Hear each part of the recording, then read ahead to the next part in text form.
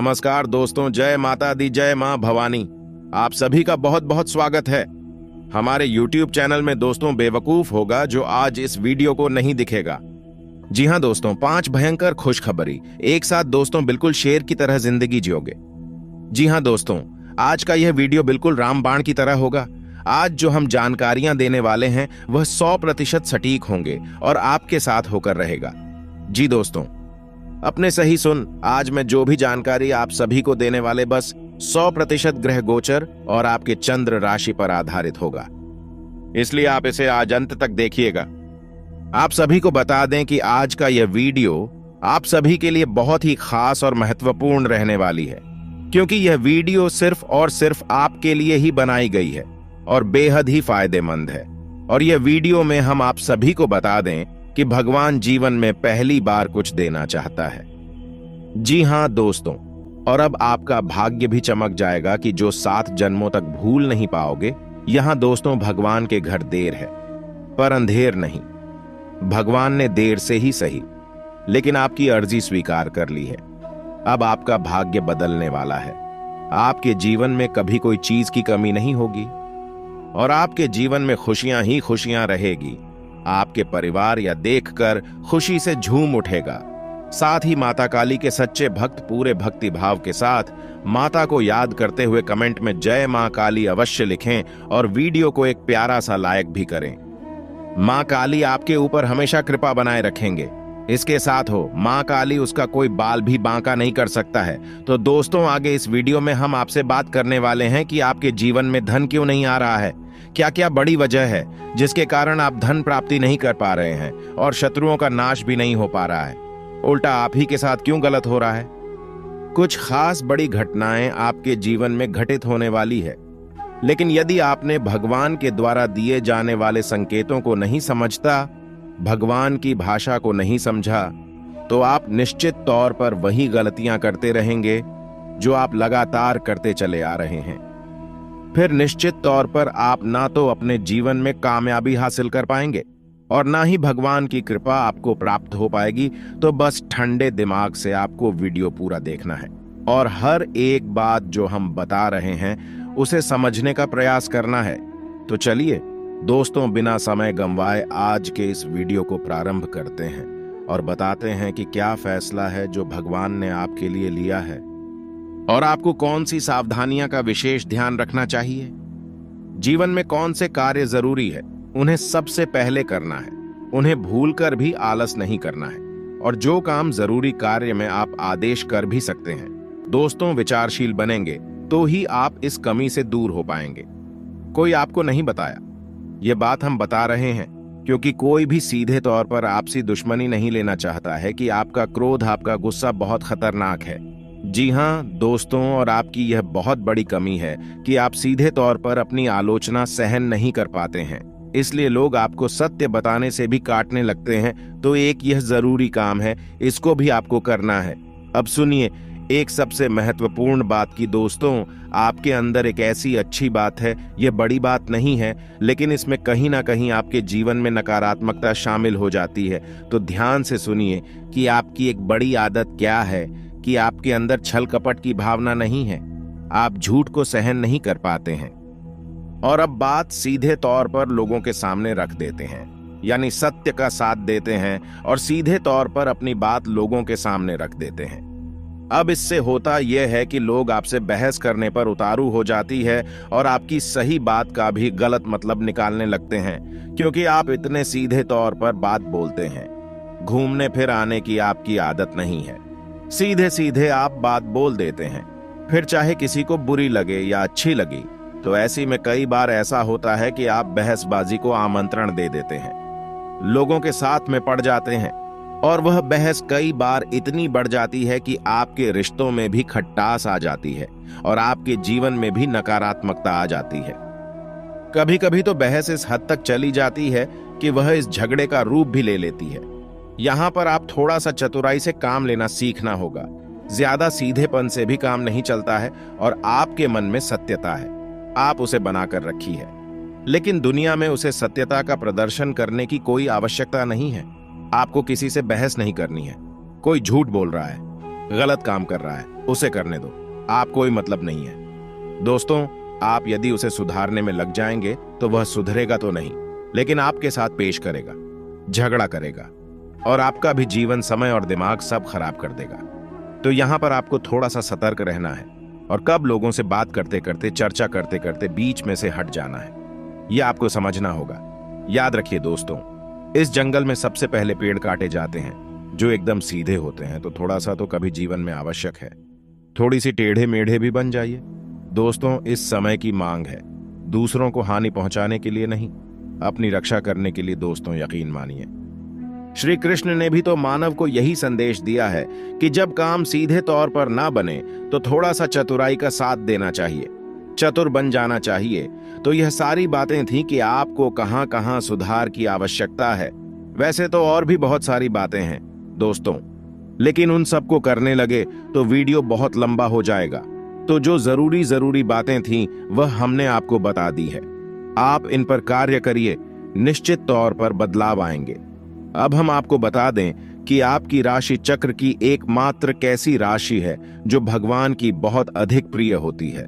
यह दोस्तों, हम अपने पिछले कई वीडियो में भी इस विषय पर आपको बता चुके हैं, संकेत दे चुके हैं, लेकिन अब हम आपको बताने जा रहे हैं कि कौन सी संकेत होते हैं, मुख्य संकेत होते हैं, जिनसे आपको यह पता लग जाएगा कि भगवान आपको बहुत अधिक प्रेम करते हैं। लेकिन उससे पहले आपको कुछ विशेष सावधानियां का ही ध्यान रखना चाहिए।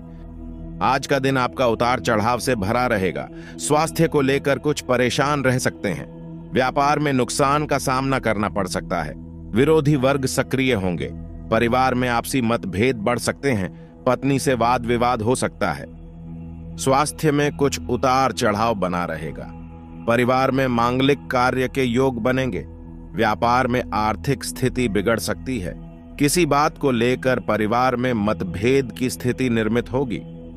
नौकरी करने वाले जातकों की बात करें तो कल आप अपने कार्य क्षेत्र में अपने मन को संयमित और नियंत्रित करके रखें, जिससे आप अपने मन को विलासिता की ओर आकर्षित न कर सके।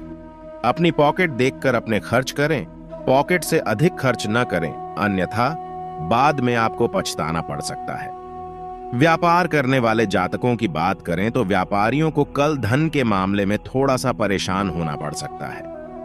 आपका बैंक बैलेंस कुछ कम हो सकता है, इसीलिए आप लेन देन से संबंधित सभी मामलों में सावधानी बरतें, अन्यथा आपको कोई व्यक्ति धोखा भी दे सकता है और आपका पैसा धोखे से हट डाप सकता है।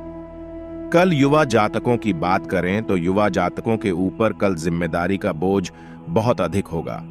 आप अपनी जिम्मेदारियां को बहुत अच्छे से निभाने का प्रयास करें तथा आपके माता पिता का सहयोग आपकी तरफ होगा, जिससे आपको अपनी जिम्मेदारी निभाने में बहुत अधिक आसानी होगी। इसीलिए आप अपने पिता के साथ में तालमेल बनाकर चलें। अपने पिता से आपको आर्थिक लाभ की संभावना है। कल आप अपने दिनचर्या में व्यायाम और योगासन को शामिल करें, तभी आपका शरीर स्वस्थ रहेगा। नौकरी करने वाले जातकों की बात करें तो जो लोग सॉफ्टवेयर कंपनी में कार्य करते हैं उन्हें अपनी योजनाओं को गुप्त रखना होगा, अन्यथा आपकी कोई बात लीक हो सकती है। व्यापार करने वाले जातकों की बात करें तो कल आपको आपके बिजनेस में किसी प्रकार की हानि हो सकती है, जिसके कारण आपका मन परेशान हो सकता है। आप अपने मन में किसी प्रकार का असंतोष ना लाएं। ग्राहकों की जरूरत से संबंधित चीजों को बेचने पर अधिक जोर दें, तभी आपका व्यापार उन्नति कर सकता है। युवा जातकों की बात करें तो वह करियर को बनाने के लिए बहुत अधिक कठिन परिश्रम करें दोस्तों, तभी उन्हें सफलता की प्राप्ति हो सकती है। कठिन परिश्रम के बाद भी यदि फल ना मिले तो आप थोड़ा सा धैर्य रखें, किस्मत आपके साथ है। समय रहते आपके सभी कार्य बनते चले जाएंगे। कल आपके परिवार का वातावरण बहुत अधिक अच्छा रहेगा। यदि आपने किसी कार्य के लिए कर्ज लिया हुआ है तो कल से आपके कर्ज खत्म होने शुरू हो सकते हैं। आपके स्वास्थ्य की बात करें तो आप अपनी सेहत के प्रति थोड़ी सी सावधानी बरते, नहीं तो आपका स्वास्थ्य खराब हो सकता है और आप कल वाहन चलाने में भी सावधानी बरते, अन्यथा आपसे कोई दुर्घटना हो सकती है और आपको शारीरिक चोट का सामना भी करना पड़ सकता है। दोस्तों, आपके दफ्तर में आपका दिन सुख, लाभ और उन्नतिदायक रहेगा। सोच को सकारात्मक बनाए रखें। अपनी सोच को किसी भी प्रकार से नकारात्मक ना बनाए, नहीं तो आपके परिवार में किसी प्रकार का क्लेश हो सकता है। व्यापार करने वाले जातकों की बात करें तो कल आपको बहुत अधिक धन लाभ की प्राप्ति हो सकती है, परंतु आपको उसके लिए बहुत अधिक मेहनत करनी होगी, अन्यथा आप अपने व्यापार में पीछे हो सकते हैं। युवा जातकों की बात करें तो युवा जातक जो किसी प्रकार के तकनीकी संस्थान से जुड़े हुए हैं, उनके लिए कल का दिन बहुत अधिक फलदायक रहने वाला है। यदि कल आप अपने कार्य क्षेत्र में बहुत अधिक व्यस्त है तो आप अपनी संतान और परिवार के लिए कुछ समय अवश्य निकलें, अन्यथा आपके परिवार के लोग आपसे क्रोधित हो सकते हैं। संतान की मनोदशा देखते हुए उनके साथ समय अवश्य बिताएं। आपके स्वास्थ्य की बात करें तो कल आपका स्वास्थ्य सामान्य बना रहेगा। आपको किसी प्रकार का कोई कष्ट नहीं रहेगा। आप अपनी वाणी पर नियंत्रण रखें। आपकी वाणी के प्रभाव के कारण आपकी कोई बात बिगड़ सकती है। आपके दफ्तर में बहुत अधिक रुतबा बढ़ेगा और आपके अधिकारी आपके कार्य से प्रसन्न रहेंगे। व्यापार करने वाले जातकों की बात करें तो ट्रांसपोर्ट और कॉस्मेटिक से संबंधित कार्यों को करने वाले जातकों को कल अच्छा मुनाफा हाथ लगेगा। मेहनत जमकर करते रहे, बस आपको धन की बढ़ोतरी हो सकती है। युवा जातकों की बात करें तो युवा जातकों को कल अपने दिमाग का पूरा इस्तेमाल करना चाहिए। घर में साफ सफाई अभियान चलाना चाहिए। अपने घर की साफ सफाई बहुत अच्छे तरीके से करनी चाहिए। खास तौर से आपका बाथरूम, उसको विशेष रूप से साफ करना चाहिए। आपके स्वास्थ्य की बात करें तो कल आपको बाहर के खाना खाने से परहेज करना होगा, अन्यथा आपकी सेहत खराब हो सकती है। कल आप जंक फूड से दूरी बनाकर रखें। आपके पेट में किसी प्रकार का इन्फेक्शन हो सकता है। तो दोस्तों, यह तो थी आपकी कुछ महत्वपूर्ण सावधानियां। अब बात कर लेते हैं कुछ खास संकेतों के बारे में। दोस्तों, ईश्वर भी आपसे बहुत प्रेम करते हैं और वह आपकी बात सुनते हैं और आपको भगवान की शरण में जाना चाहिए, तभी आपका उद्धार होगा। अब यहां पर गौर करने वाली बात यह है कि कुछ लोगों के मन में यह भी प्रश्न उठ सकता है कि किस भगवान की शरण में चल जाए। तो हम आपको बता दें कि आप किसी भी भगवान की शरण में जाएं, जो आपके आराध्या हैं उनकी शरण में जाए। आपका काम बन जाएगा, आपकी जिंदगी बदल जाएगी। अब भगवान सब एक ही है, सभी शक्ति के स्वरूप है, बस उनके नाम और रूप अलग अलग है, लेकिन वह सब अंत में एक ही है। तो आप अपने मन में बिल्कुल भी शंका न लाएं। हम हनुमान जी की पूजा करें, भगवान भोलेनाथ की, कृष्ण जी की पूजा करें, राम जी की पूजा करें या फिर माता की पूजा करें, बिल्कुल भी कोई संकोच ना लाएं। आपके मन में इसके लिए भी भाव उत्पन्न होते हैं, भावनाएं होती हैं। आप उनके सच्चे मन से पूजा आराधना शुरू करें और आप देखेंगे चमत्कार आऊंगा। जी हां दोस्तों, अब ध्यान से सुनिए कि आपके शरीर में कौन सी जगह है जहां से आपको ये संकेत मिले हैं कि भगवान आपको बहुत अधिक पसंद करते हैं, आप उनके बहुत प्रिय हैं और वह आपको बुला रहे हैं, आपकी जिंदगी बदलना चाहते हैं। तो दोस्तों, आप इस शरीर से जुड़ी 5 ऐसी जगह है जहां से भगवान आपको तरह तरह के संकेत देते हैं। यह दोस्तों तो ध्यान से सुनिए। सबसे पहले आपकी कमर के निचले हिस्से में आपको दर्द रहना शुरू हो जाएगा। यदि आपको दर्द होता है तो आप समझ गए कि भगवान की सकारात्मक ऊर्जा आपके अंदर विश करना चाहती है या कर चुकी है। अब यहां पर दर्द क्यों होगा? सच्चा इश्क खुदा का बंदा करता है। तो आप समझ गए कि इंसान के शरीर का सबसे निचला चक्र मूलाधार इसी स्थान पर होता है और यह मूल आधार चक्र है। यह आपको बहुत ही ख्वाब ही बनता है दोस्तों, यानी कि सुख सुविधा और ऐश्वर्य को भोगने के लिए प्रेरित करता है। तो ऐसे में जब ईश्वर की सोच, सकारात्मक निर्गुण ऊर्जा आपके अंदर प्रवेश करती है तो सबसे पहले आपको यहीं पर पीड़ा होनी शुरू हो जाती है। यहीं पर आपको हल्का हल्का सा दर्द रहना शुरू हो जाएगा। कभी कभी तेज होगा, कभी कम होगा और कभी गायब ही हो जाएगा। अब जब दर्द आपको होगा तो आप दवाई भी ले लेंगे, अभी आपको राहत नहीं मिलेगी, एक बेचैनी सी रहेगी। तो आप समझिए कि यदि यहां पर आपको दर्द होता है तो आप समझ जाइए कि भगवान आपको बुला रहे हैं, आपको बहुत प्रेम करती हैं। अब कुछ लोगों के मन में यह प्रश्न आएगा कि कोई बीमारी होगी। तो दोस्तों, आप चेकअप करेंगे, डॉक्टर के पास जाएंगे, बीमारी कोई भी नहीं निकलेगी। लेकिन दर्द लगातार बना रहेगा। यह दोस्तों ये प्रमाण होगा। दूसरा स्थान है आपकी माथे पर, आपकी आंखों के बीचों बीच दोस्तों, जिसे हम आज्ञा चक्र करती हैं। अब आज्ञा चक्र जैसा इसका नाम है कि आज्ञा दी जाएगी। आप आज्ञा से संबंधित जो भी क्रियाएं हैं, अभिक्रिया ऐसी चक्र से नियंत्रित होती है। अब जब आप स्वयं को आकर दे रहे हैं कि आज मैं यह काम करूंगा, आज मैं यहां जाऊंगा, वहां जाऊंगा, इसी बीच ईश्वर की शुद्ध सकारात्मक ऊर्जा आपकी शरीर में प्रवेश कर जाती है और वह आपसे कुछ और करवाना चाहती है, पूजा पाठ कराना चाहती है, ईश्वर का नाम लेना चाहती है, लेकिन आप इस शो नहीं रहे हैं। तो ऐसे में क्या है, एक विचार उत्पन्न होता है। आप भौतिकवादी हैं और आध्यात्मिक आपको खींच रहा है, ईश्वर आपको खींच रहे हैं, तो यही खिंचाव आपको अपने माथे पर महसूस होगा। हल्की हल्की नाथों की किताब साहू का और थोड़ी हल्की हल्की खुजली भी होगी, दर्द भी रह सकता। यदि संकेत है आपको, तो समझ जाइए कि ईश्वर आपसे प्रेम करते हैं। अब आपको तैयार हो जाना है, फीमेल इन हो जाना है। कार्यों को करते करते भी इस तरह करें कि आप ईश्वर की भक्ति कर रहे हैं, यानी ईश्वर का नाम लेते लेते कार्य को करें। तीसरा स्थान है दोस्तों आपकी वाणी। आप देखेंगे कि अचानक से कुछ ऐसा होने लगा है कि आप द्वारा बोली गई बातें सच होने लगी हैं। हर बात तो नहीं होगी, लेकिन कई बातें ऐसी होगी जो आपने यूं ही बोल दी और वह बात सच हो जाएगी। यदि ऐसा हो रहा है तभी आप सतर्क हो जाइए। चौथा स्थान है आपके विचार। अब आपने किसी के बारे में कुछ बोला नहीं, बस मन में सोच ही लिया क्या, और वह घटना भी यदि घट जाएगा, ऐसा भी हर बार नहीं होता। अक्सर कई बार होगा, लेकिन स्पष्ट तौर पर नहीं होगा। आपके मन में बस जरा सा विचार आएगा और वह विचार सत्य हो जाएगा।